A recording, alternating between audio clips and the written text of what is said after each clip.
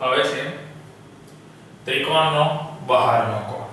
ત્રિકોણનો બહારનો કોણ એટલે કે બહારનો ખૂણો. બરાબર છે? તો એ બહારના ખૂણા માટે આપણને કહેશે ત્રિકોણની આકૃતિ આપશે કે A ની બાજુ BC, A ની અહીંયા આગળ જે સામેની બાજુ અહીંથી A જે ખૂણો A છે, ખૂણા A ની સામેની બાજુ આપણે BC દર્શાવે. BC અને D તરફ શું કરીએ છે? લંબાવે છે. એટલે ખૂણો આ A દર્શાવે છે. તો આ જે BC રેખા કરી એ BC રેખાને D સુધી, ક્યાં સુધી? D સુધી આપણે શું કરીએ છે? લંબાવીએ છે. તો લંબાવીએ છે એની અંદર ખૂણો ABD, એ ABC નો, એ બહારનો એટલે ખૂણો ACD ની વાત કરે છે. કોની વાત કરે છે? ખૂણો ACD. અહીંયા આગળ B નહીં આવે, C આવશે. તો આ જે ખૂણો છે એ ત્રિકોણની કયો કહેવાય? બહારનો ખૂણો કહેવાય. બરાબર છે? એ પેલી બાજુ પર દર્શાવી શકીએ અને આ રીતના ત્રિકોણ દર્શાવ્યો અને આ બાજુ દર્શાવો A B C અને D.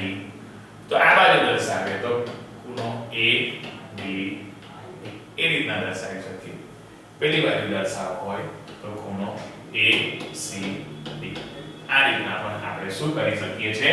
દર્શાવી શકીએ છે. બરાબર છે? હવે એ જે ખૂણા દર્શાવે ત્યાર પછી ABC ને 6 ખૂણાઓ હોય છે. બરાબર છે? ત્રિકોણ હોય. બરાબર છે? તો એ ત્રિકોણ ABC આ રીતના જો દોર્યો છે. બરાબર છે?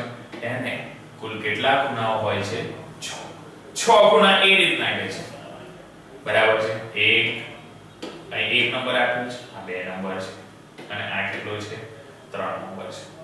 1 2 3 4 5 બરાબર છે અને આ બાજુ શું દર્શાવ્યો છે? 6.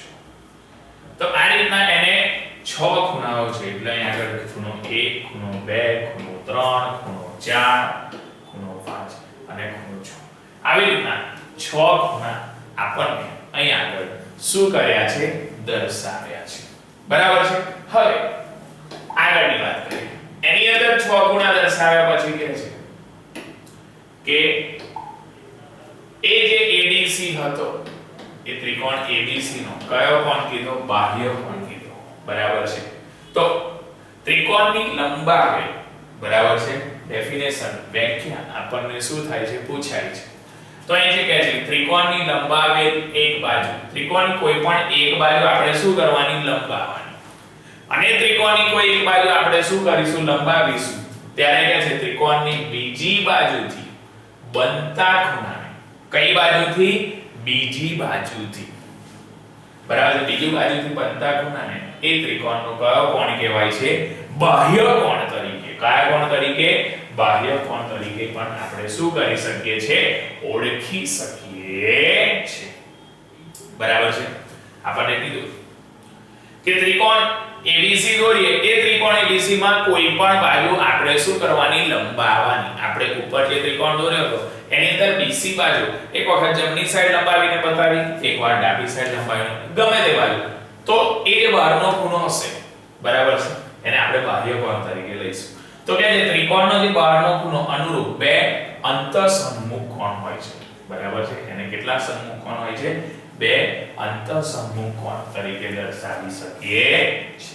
હવે આ અંતઃસન્મુખ કોણ એ ત્રિકોણના એવા ખૂણા છે જે બાહ્ય કોણ માટે રૈખિક જોડ બનાવતા નથી. બરાબર છે? અંતઃસન્મુખ કોણ કહીએ તો આપણને એ વિચાર આવે કે રૈખિક જોડ બનાવતા હશે એટલે એનો સરવાળો 180 થતો હશે. પરંતુ જે અંતઃસન્મુખ કોણ છે એ બાહ્ય કોણ માટે, બરાબર, બાહ્ય કોણ સાથે એ કોઈ પ્રકારનો અંતઃસન્મુખ કોણ એ બાહ્ય કોણ સાથે રૈખિક જોડ બનાવતા નથી. ઓકે? હા, એક્ઝામ્પલ તરીકે રહેશે ખૂણો ACD માં A અને B જો બાહ્ય કોણ હોય તો અંતઃસમૂહ કોણ માટે આપણે ખૂણા માપીએ. ખૂણો A બરાબર 60 અંશ છે, ખૂણો B બરાબર 50 અંશ છે. તો ખૂણો ACD બરાબર છે, કારણ કે જેનો પણ બાહ્ય કોણ લઈએ આપણે એ એનો અંદરનો ખૂણો ના આવે, એના સિવાયના જે બે ખૂણા હોય એનો આપણે શું કરી શકીએ, સરવાળો લઈ શકીએ. એટલે ખૂણો ACD હોય તો એની માટે ખૂણો A અને ખૂણા B આ બંનેનો આપણે શું કરી શકીએ, સરવાળો કરી શકીએ. બરાબર છે. તો બાહ્યકોણનું અહીંયા આગળ સૂત્ર બને છે કે ખૂણો ACD બરાબર ખૂણો A પ્લસ ખૂણો B. એ રીતના આપણે શું કરી શકીએ છે, દર્શાવી શકીએ છીએ. બરાબર છે. તો અહીંયા આગળ આપણે બાહ્યકોણની ડેફિનેશન જોઈ, બરાબર છે, એટલે કે વ્યાખ્યા જોઈ અને એનું સૂત્ર પણ અહીંયા આગળ શું કર્યું જોયું. નાના MCQ માં પૂછાય કે ખૂણો ACD હોય તો જેનો પણ બાહ્ય C નો બાહ્ય કોણ હોય ને એટલે એટલું સમજવાનું, એટલું યાદ રાખવાનું કે C નો અંદરનો કોણ આવે ને એના સિવાયના જે બે કોણ હશે A અને B, બરાબર છે, એ આવી જશે. બરાબર છે. હવે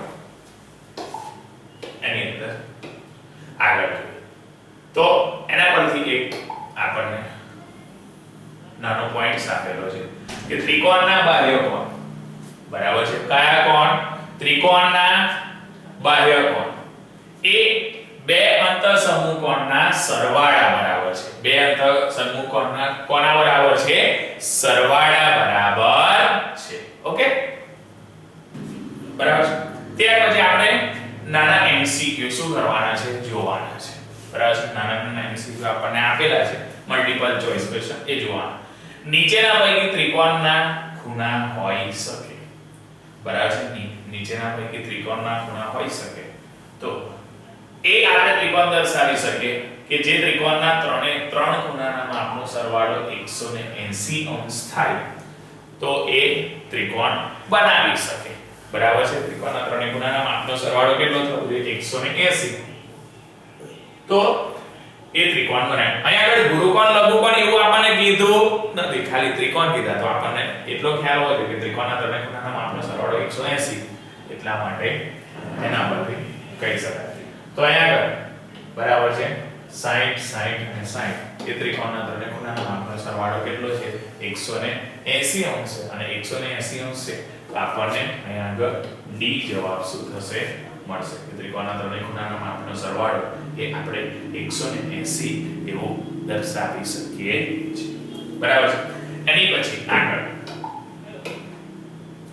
કે ખૂણો A બરાબર કેટલો હશે, કોના બરાબર, ખૂણો A બરાબર. ખૂણો A બરાબર કેટલો હશે તો અહીં બાહ્ય કોણ આપેલો છે તો બાહ્ય કોણનું જે સૂત્ર હતું ખૂણો ACD બરાબર ખૂણો A વત્તા ખૂણો B.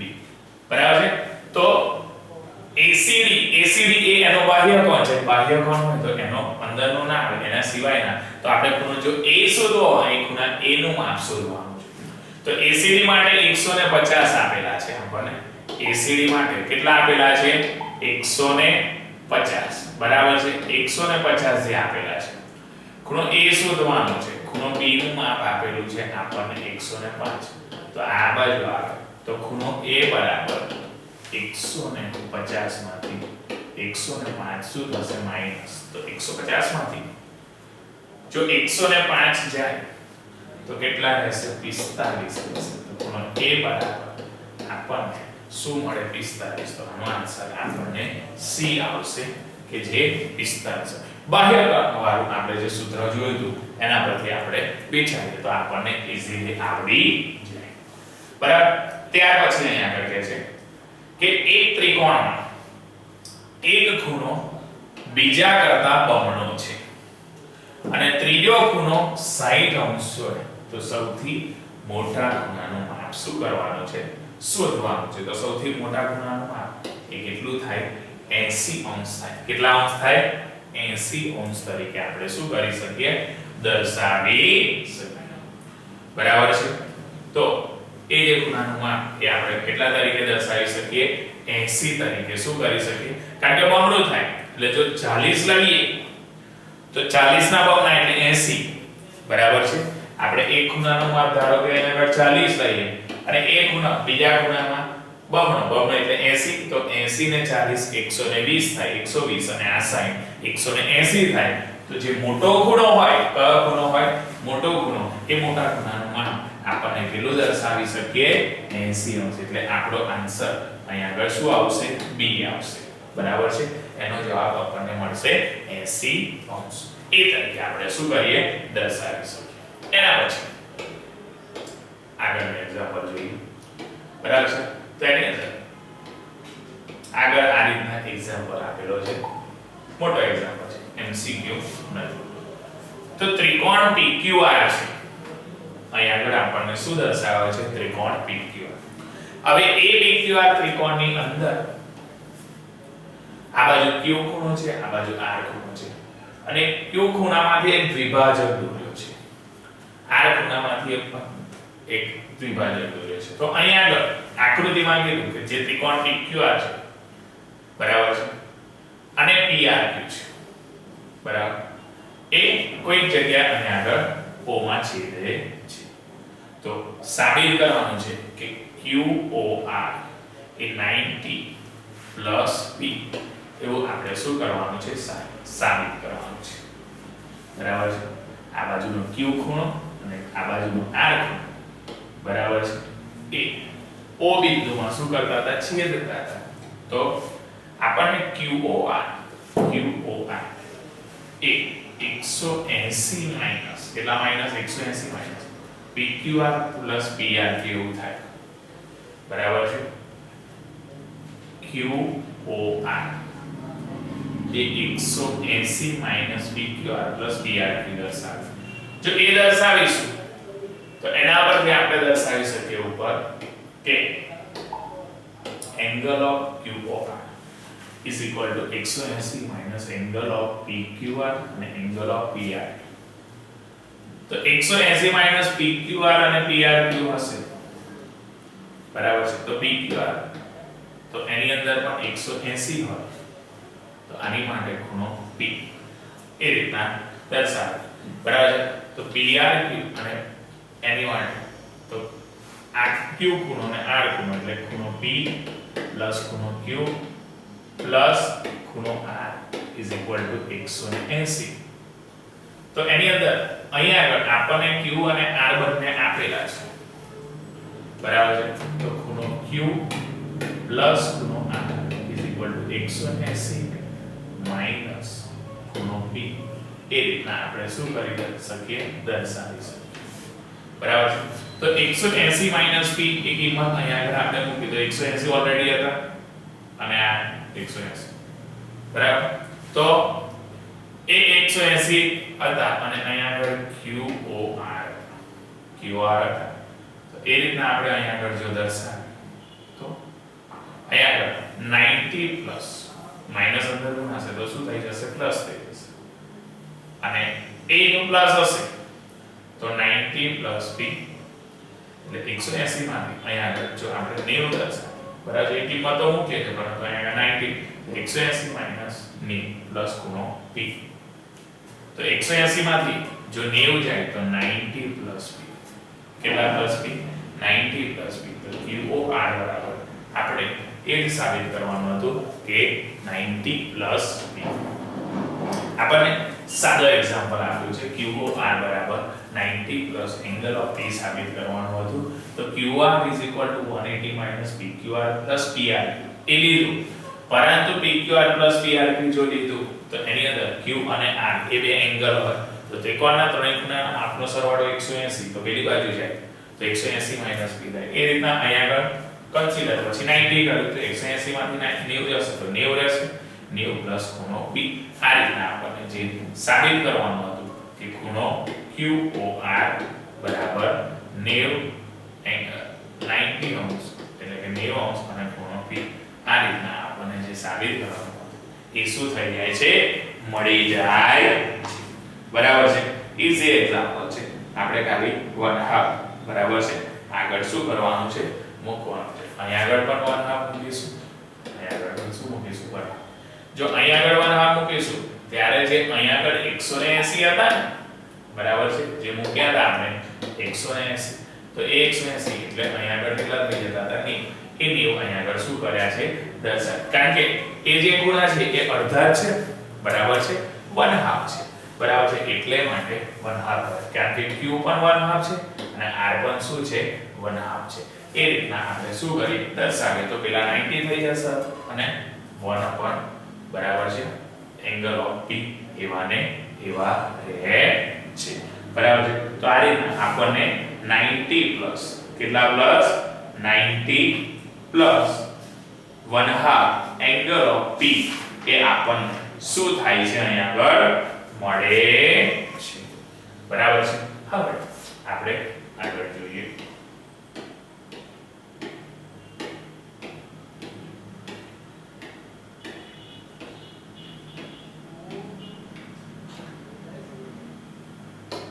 હવે આગળનો ટોપિક છે એમાં બિંદુ પથ કહે છે, કોઈ બિંદુની વાત કરે છે, બરાબર છે, બિંદુ પથ માંગે છે.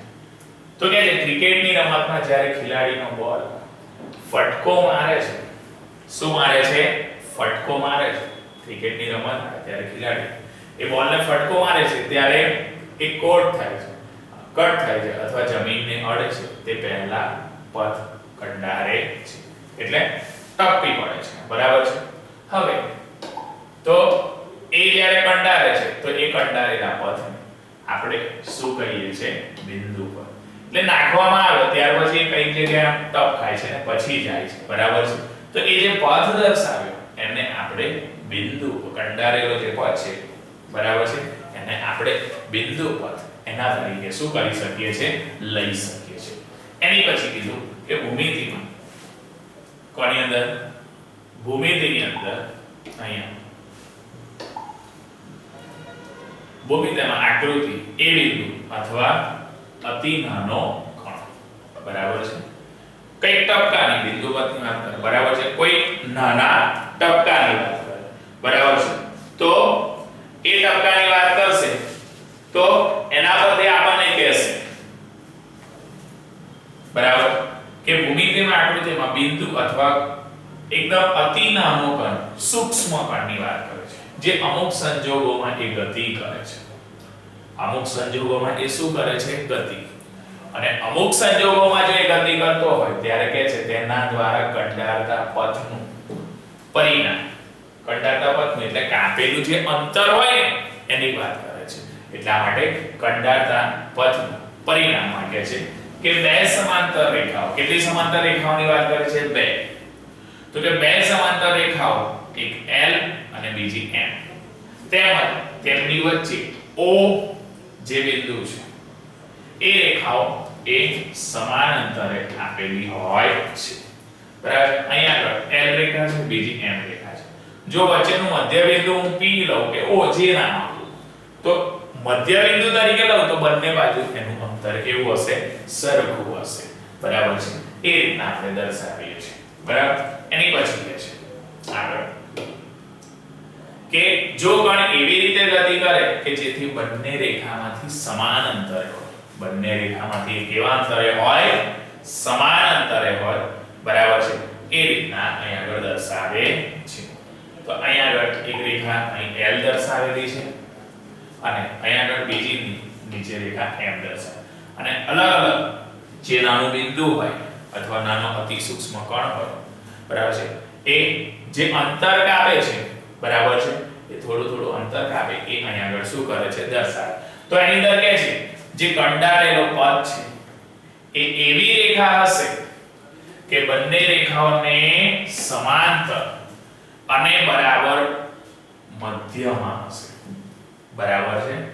એ સમાંતરમાં તો હશે, તો સમાંતરમાં હોવા છતાંય ત્યાર પછી આપણને કહે છે એ મધ્યમાં હશે, બરાબર છે. એ ક્યાં આગળ હશે મધ્યમાં હશે એવી વાત કરે છે. ત્યાર પછી સ્થિર બિંદુની વાત કરે છે. કયા બિંદુની વાત કરે છે સ્થિર બિંદુ. સ્થિર બિંદુ O માટે અને બિંદુ P વચ્ચેનું જે નિશ્ચિત અંતર છે એ બંને વચ્ચેનું કયું અંતર છે નિશ્ચિત અંતર, એ નિશ્ચિત અંતરને આપણે D કહીએ. નિશ્ચિત અંતરને આપણે કોના તરીકે દર્શાવીએ D તરીકે શું કરી શકીએ આપણે દર્શાવીએ, બરાબર છે. જો D તરીકે આપણે આને દર્શાવીએ તો અહીંયા આગળ દર્શાવશે કે P થી O બરાબર છે અહીંયા આગળ શું દર્શાવે છે P અને અહીં શું દર્શાવે છે O તો P થી O આટલું જે અંતર છે એને આપણે શું કહી શકીએ છીએ D તો જો બિંદુ P સમતલમાં એવી રીતે ગતિ કરે કે જેથી તે સ્થિર બિંદુ O થી હંમેશા એવા અંતરે હોય કે તેનો પથ દર્શાવવાનો છે તેનો પથ દર્શાવવાનો છે તો અહીંયા આગળ આ રીતના O માટે આ રીતના ડોટેડ લાઈન દર્શાવે જો રાઉન્ડમાં દર્શાવેલું છે બરાબર છે દરેક બિંદુ માટે તો ત્રિજ્યા કેવી હશે સરખી એટલે કે છે ગતિ કરતા P બિંદુ નો પથ કયા બિંદુના પથની વાત કરે છે P બિંદુનો પથ એમાં જે દર્શાવ્યું એ દર્શાવ્યા પરથી આપણને એ શું મળશે વર્તુળ હશે બરાબર છે એ દર્શાવ્યા પરથી આપણે એને કોના તરીકે ઓળખી શકીએ એ વર્તુળ તરીકે એટલે કે વર્તુળ હશે એની પછી ટેબલ પરના ચોક ટેબલ ઉપરનો એક ચોક છે એ ચોકનો નાનો ટુકડો અથવા કાંકરો તેને પેન્સિલ કે સળી વડે જોરથી જો ફટકો આપીએ કે જેથી તે ટેબલ પરથી અમુક નિશ્ચિત શું કરે ગતિ કરે બરાબર છે નાનો કણ પડેલો છે એ નાના કણને આપણે ગતિમાં લાવવો હોય તો કઈ નાનું બળ આપીએ નાનું બળ આપીએ તો એ ગતિ કરવાનું એટલે કે છે કે ટેબલ ઉપર ચોકનો નાનો ટુકડો અથવા કાંકરો મૂકીએ તેને પેન્સિલ કે કોઈ નાની સળીથી આપણે થોડો જોરથી શું કરીએ ફટકો મારીએ બરાબર ફટકો મારીએ તો આપણને એ અમુક નિશ્ચિત અંતર કેવું અંતર નિશ્ચિત થોડું નિશ્ચિત અંતર એ શું થાય છે કાપે છે અને તેનું આપણને શું થાય છે અવલોકન થશે તો એ થોડું અંતર કાપે છે બરાબર છે અને એ નીચે તો અહીંયા આગળ દર્શાવ્યું છે કે આ કાંકરાએ કંડારેલો છે પથ એટલે એને જે કાપેલું અંતર જેટલું અંતર કાપ્યું હશે તો એટલા માટે કંડારેલો એવો શબ્દ વાપરે છે તો કાંકરાએ કંડારેલો પથ એ આકૃતિમાં દર્શાવ્યા મુજબ એક વક્ર કે જેને પરવલયનો શું છે ભાગ છે એક જે વક્રની વાત કરે છે એ વક્ર કોનો ભાગ છે તો કે પરવલયનો ભાગ છે અને એ પરવલયનો જો ભાગ હોય તો અમુક શરતો પરથી કહી શકાય કે ગતિ કરતા બિંદુનો જે પથ છે ગતિ કરતા બિંદુનો શું કહે છે પથ એ ભૌમિતિક આકૃતિનો પથ હશે કઈ આકૃતિનો પથ હશે ભૌમિતિક આકૃતિનો બરાબર છે ભૌમિતિક આકૃતિનો પથ હશે જેનું દરેક બિંદુ એ એની શરત પરથી કહે છે એનું શું કરે છે સમાધાન કરે છે એની શરત પરથી એનું શું કરે છે સમાધાન કરે છે એટલે અહીંયા આગળ આપણને દર્શાવ્યું છે કે કાંકરાએ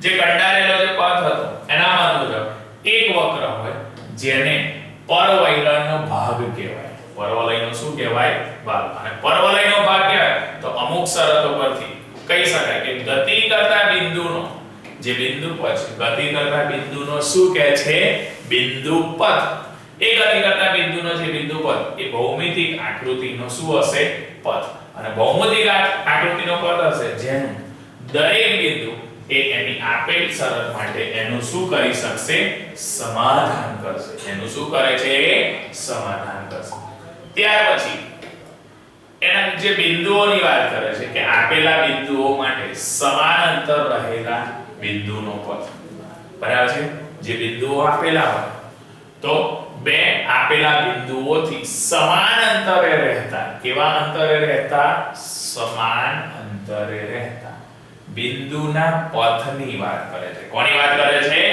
બિંદુના પથની તો સમાન અંતરે રહેતા બિંદુના પથની વાત કરે તો અહીંયા આગળ કોઈ બિંદુ P લીધું અને આ બાજુ કોઈ A બિંદુ લે છે આ બાજુ કોઈ B બિંદુ લે છે તો P થી A નું અંતર P થી B નું અંતર તો અહીં P થી A જેટલું હોય અને P થી B હોય તો આપણે અહીં એવું લખી શકીએ કે જેટલું P થી A નું અંતર છે એટલું જ P થી B નું અંતર છે એ આપણે શું કરીએ છીએ અહીંયા આગળ દર્શાવીએ છીએ હવે જે P થી A અને P થી B નું જે અંતર છે તો આપણે બિંદુ P નો જે બિંદુ પદ શોધવો હોય તો જેટલું P થી A નું અંતર છે એટલું P થી B નું અંતર છે. આમ AB ને આપણે જોડીએ તો AB નું મધ્યમ M બિંદુ આપણે અંકિત કરવું હોય તો કરી શકાય. બરાબર છે. એનું મધ્ય બિંદુ M અંકિત કરવું હોય તો કરાય. આમ બીજું બિંદુ P એ કંપાસનો ઉપયોગ કરી એ અંકિત કરો તો P થી A અને P થી B અને P થી M. બરાબર છે. એને જોડીએ તો બંને બાજુ આપણે શું કરવાના છે લંબાઈ આમ ડિવાઈડરમાં અથવા માપપટ્ટીનો ઉપયોગ કરીને સહેલાઈથી એને શું કરી શકીએ છે ચકાસી કે આમ PM ઉપરનું દરેક બિંદુ A અને B થી કેવા અંતરે હશે સમાન.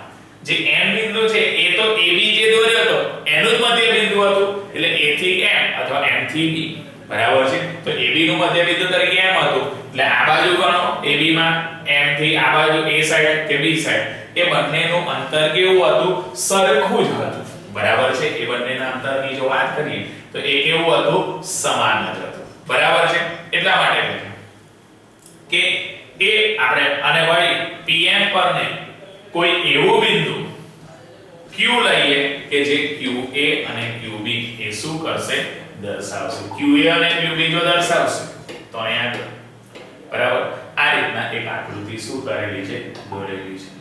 આકૃતિ દોરેલી છે તો અહીંયા P થી A અને B દોર્યું વચ્ચે કોઈ M બિંદુ દોર્યું. બરાબર. તો અહીંથી PA અને PB જેટલું PA નું માપ હતું એટલું જ PB નું માપ હતું. એ બંનેના માપ કેવા હતા સરખા. બીજું M લીધું તો M થી A જેટલું AM નું માપ છે એટલું જ MB નું માપ હશે. બરાબર. પછી કોઈ Q બિંદુ લીધું વધારાનું પછી એ રીતના સેટ કરવાનો ટ્રાય કરે છે. તો આ રીતના કહેશે અહીં આગળ નાનો પોઈન્ટ આપ્યો છે આપણને કે બે આપેલ બિંદુઓથી કેટલા આપેલ બિંદુઓથી બે આપેલ બિંદુઓથી જો સમાન અંતરે હોય કેવા અંતરે હોય સમાન અંતરે બે આપેલ બિંદુઓથી એ કેવા અંતરે હોય સમાન અંતરે રહેલા બિંદુનો કયો પદ કહે છે બિંદુ પદ. બરાબર છે. બિંદુનો કયો પદ બિંદુ પદ. એ બે બિંદુઓને જોડતા રેખાખંડનો લંબ દુભાજક કહેવાય. કયો દુભાજક કહેવાય લંબ દુભાજક તરીકે પણ શું કરી શકીએ છીએ આપણે ઓળખી શકીએ છીએ. બરાબર છે. આપણને પોઈન્ટ શું આપ્યો છે કે બે આપેલા બિંદુઓ છે એ બે આપેલા બિંદુઓથી સમાન અંતરે રહેલા બિંદુ બરાબર સમાન અંતરે રહેલા બિંદુનો જે બિંદુ પદ છે બરાબર છે એ બિંદુ પર બે બિંદુઓને જોડતા કેટલા બિંદુઓને જોડતા બે બિંદુઓને જોડતા રેખાખંડનો લંબ દુભાજક છે. એ કયો દુભાજક છે લંબ દુભાજક છે. એ આપણે શું કરી શકીએ છે દર્શાવી શકીએ છે. બરાબર છે. હવે આગળની વાત કરીએ કે કાગળ A અને B એ બે બિંદુ આપણે અંકિત કર્યા અને તેમને AB ને મધ્ય બિંદુ આગળ કાગળની ગળી બાજુ જનરલ પોઈન્ટ છે. તો એ ગાડીની રેખાઓ એ સરળ છે અને સુરેખા એ રીતના દર્શાવી શકે. AB એ સમાન અંતરે રહેલો હતો તો બિંદુનો આ એ જે દર્શાવે બિંદુ પદ દર્શાવે અને બિંદુ A અને B એ સમાન અંતરે છે. સહેલાઈથી શું કરી શક્યા છે આપણે ચકાસી શક્યા છે. એ સહેલાઈથી ચકાસી શક્યા. ત્યાર પછી કહે છે કે છેદતી બે રેખાઓથી સમાન અંતરે રહેલા બિંદુનો બિંદુ બે છેદતી રેખાઓ હોય તો એ જે છેદતી રેખાઓથી એ બંને બાજુ સમાન અંતરે હોય. બરાબર છે. કેવા અંતરની વાત કરે છે સમાન અંતરે હોય તે રીતના આપણે રેખાઓ દર્શાવવાની છે. તો અહીંયા આગળ બે રેખા દર્શાવી છે આમ બતાવે છે અહીંયા આગળ A અને અહીંયા આગળ B અને બીજી આ બાજુ બતાવે છે અહીંયા આગળ C અને અહીંયા આગળ D. આ રીતના બે રેખાઓ શું કરે છે દર્શાવે છે. તો AB અને CD. હવે જે AB અને CD જે રેખાઓ દર્શાવે તો AB અને CD એ એને બે આપેલ રેખાઓ O બિંદુમાં બરાબર છે O બિંદુમાં શું કરે છે એ લોકો છેદે છે. કયા બિંદુમાં છેદે છે O O બિંદુમાં છેદે છે. તો O બિંદુમાં છેદતા હતા તો કીધું કે AB અને CD બંનેથી સમાન અંતરે રહેતા, બંનેથી કેવા અંતરે રહેતા? સમાન અંતરે રહેતા બિંદુ P નો બિંદુ પથ આપણે શું કરવો છે? શોધવો છે. બરાબર છે? એનો બિંદુ પથ આપણે શું કરવો છે? શોધવો છે. જો એનો બિંદુ પથ શોધવો હોય, બરાબર, તો અહીંયા આગળ કીધું છે એંગલ ઓફ BOD ને એંગલ ઓફ BOC, બરાબર છે. એ દ્વિભાજક દોરો અને ધારો કે BOD, બરાબર છે, એક આ બાજુ દર્શાવે, આ બાજુ અને ઉપર. તો એ જે દ્વિભાજક દર્શાવી, બરાબર, તો BOD નો દ્વિભાજક M, BOC નો દ્વિભાજક M, બરાબર છે.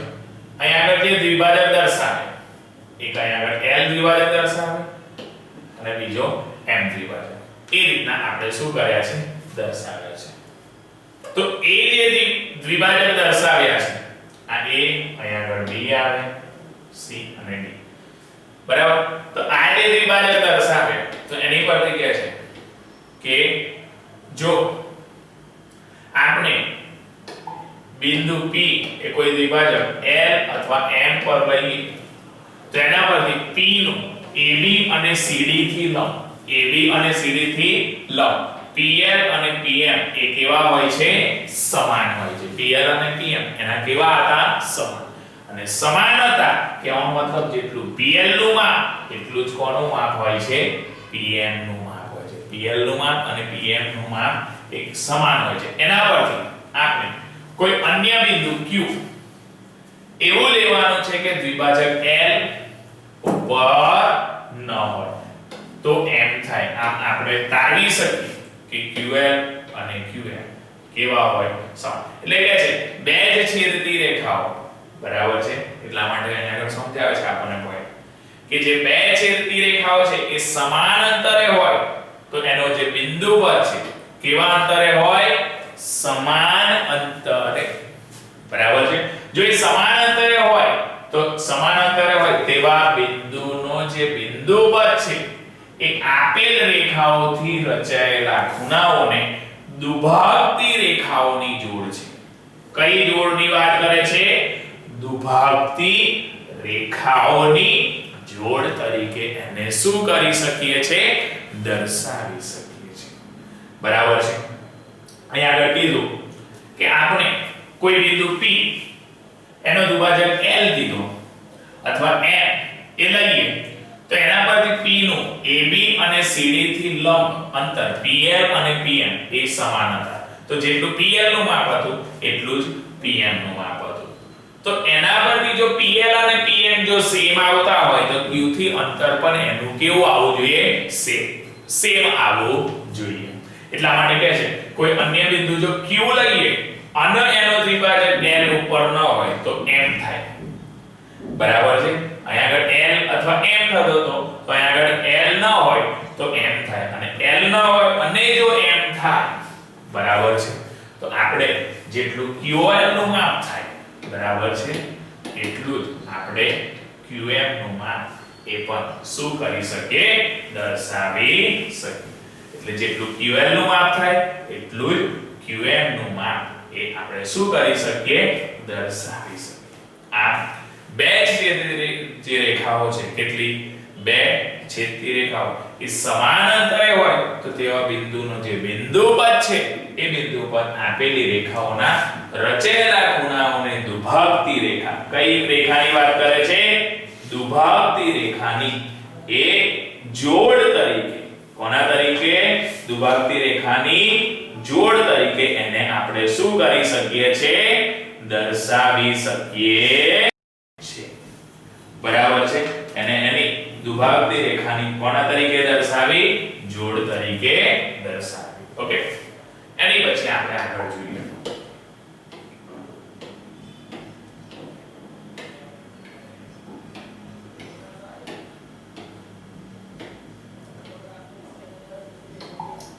એક નાનો ક્વેશ્ચન આપણને આપેલો છે કે બે આપેલા આ ચેપ્ટરમાં પ્રમેય છે, આ નાના નાના ડેફિનેશન છે, વ્યાખ્યાઓ છે, એ બધું ઇમ્પોર્ટન્ટ છે। તો અહીંયા આગળ કે છે બે આપેલ બિંદુઓમાંથી પસાર થતા કેટલા બે આપેલ બિંદુઓમાંથી પસાર થતા વર્તુળના કેન્દ્રનો બિંદુ પર શોધો। બરાબર છે, વર્તુળના કેન્દ્રનો બિંદુ બરાબર છે એની પર શોધો। તો અહીંયા આગળ a અને b કોની વાત કરે છે? a અને b એ આપેલા બિંદુઓ છે। a અને b એ કેવા બિંદુઓ છે? આપેલા છે, બરાબર છે। તો અહીંયા આગળ a નામ આપ્યું અને અહીંયા આગળ કયું નામ આપ્યું? b। a અને b આપેલા બિંદુ છે, એમાં કે છે a અને b એ બિંદુમાંથી પસાર થતા વર્તુળના કેન્દ્ર O ની સ્થિતિ a અને b બિંદુમાંથી પસાર થતા બરાબર છે એ બિંદુમાંથી શું થતા? પસાર થતા કેન્દ્ર O ની સ્થિતિ આપણે શું કરવાની છે? શોધવાની છે। તો કોઈ બિંદુ O પણ અહીંયા આગળ શું કર્યું છે? લીધું છે। હવે O બિંદુ જો અહીંયા આગળ લીધું હોય બરાબર, તો એના પરથી આપણે અહીંયા આગળ દર્શાવીએ કે A અને B થી બિંદુ O એ સમાન અંતરે હોવું જોઈએ। એ કેવા અંતરે હોવું જોઈએ? સમાન અંતરે। અને સમાન અંતરે હોય તો O નો બિંદુ પર એ એનો લંબ દ્વિભાજક હશે। કેવા અંતરે હશે? લંબ દ્વિભાજક। તો એ રીતના આપણને દર્શાવશે બરાબર કે AB માટે દર્શાવશે। અને અહીંથી થોડું અંતર લઈને ઉપર ચાપ નીચે ચાપ આ રીતના ઉપર તો દ્વિભાજક દોરીએ અને એનું આપણે શું દોરીએ છે? સર્કલ। અને એ સર્કલ દોરીએ બરાબર છે, તો અહીં આગળથી જ્યારે માપ લઈશું બરાબર છે, તો આમ A અને B બંનેમાંથી પસાર થતું એક સર્કલ આપણે શું કરી શકીશું? દોરી શકીશું। તો આપણને એ સેન્ટર બિંદુ બરાબર છે એ શું થઈ જશે? આપણને મળી જશે બરાબર છે। એ જીવા દોરી બરાબર છે એના પરથી આપણને શું થઈ જાય છે? એ મળી જાય છે। એ બીને જીવા તરીકે દર્શાવી શકીએ તો એ અહીંયા આગળ આ આખો આપણને લંબ દ્વિભાજક તરીકે મળી શકે બરાબર છે। એ AB પર તો આપણને એક કેન્દ્રના બિંદુ પરથી આપણે એને શું કરી શકીએ? દોરી શકીએ છે।